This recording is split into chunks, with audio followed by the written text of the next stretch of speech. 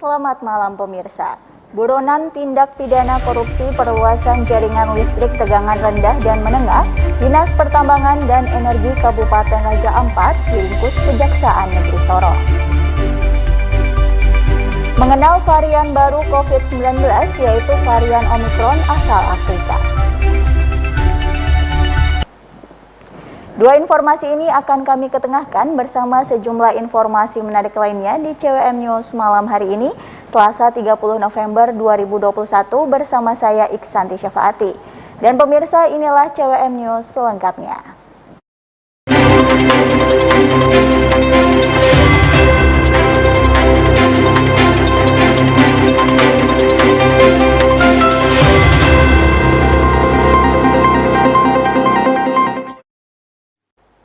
BT, Buronan Tindak Pidana Korupsi Perluasan Jaringan Listrik Tegangan Rendah dan Menengah, Dinas Pertambangan dan Energi Kabupaten Raja Ampat, diringkus jajaran Kejaksaan Negeri Sorong.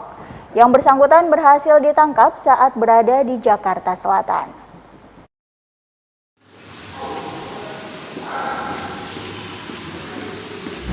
Berstatus buronan dan masuk daftar pencarian orang sejak tahun 2018 silam, BT Buronan Tindak Pidana Korupsi Perluasan Jaringan Listrik Tegangan Rendah dan Menengah Dinas Pertambangan dan Energi Kabupaten Raja Ampat akhirnya diringkus Kejaksaan Negeri Sorong.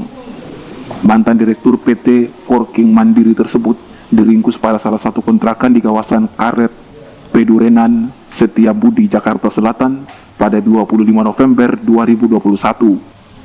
Sebelum diterbangkan ke Sorong, yang bersangkutan diamankan ke kantor Kejaksaan Negeri Jakarta Selatan guna jalani pemeriksaan awal.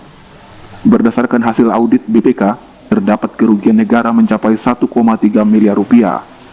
Melanggar pasal 2 ayat 1 subsidiar pasal 3 junto pasal 18 Undang-Undang Nomor 31 Tahun 1999 tentang pemberantasan tindak pidana korupsi. Kita mendapatkan yang bersangkutan keberadaannya di Bintuni setelah kami melakukan koordinasi dengan tim Tabur Kejaksaan Tinggi Papua Barat dan tim Tabur Kejaksaan Agung. Dan kami pun saat ini masih memastikan secara pasti keberadaan yang bersangkutan, keberadaannya di mana. Dan beberapa hari yang lalu baru kami mendapatkan kepastian titik lokasi yang bersangkutan keberadaannya ada di Jakarta.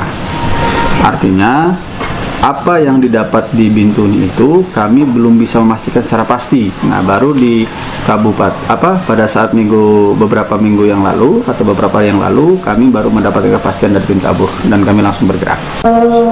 Kami tidak memperdalam secara rinci keberadaan yang bersangkutan dalam rangka apa. Bagi kami esensinya keberadaan yang bersangkutan berada di mana dan kami berhasil mengamankan untuk dilakukan pemeriksaan dan dimintai keterangan guna dimintai pertanggungjawaban terhadap proses penyidikan yang kami laksanakan. Bagi kami substansinya bagaimana kami dari tim penyidik segera menuntaskan terhadap perkara-perkara yang masih menunggak. Itu saja. Upaya-upaya kami dalam hal mencari keberadaan yang bersangkutan sudah dilakukan secara formal, baik melalui media massa maupun kami juga berkoordinasi dengan tim Tabur. Gitu.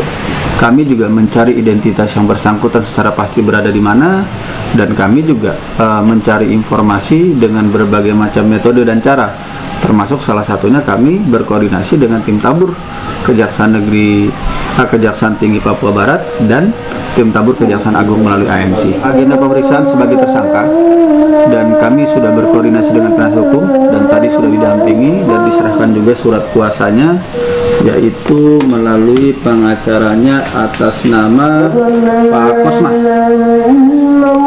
pengacara yang mendampinginya. Berdasarkan surat kuasa yang telah diberikan ke kami dengan surat kuasa nomor 012 tanggal 29 November 2021. Anggreni Sumbung, CWM Channel.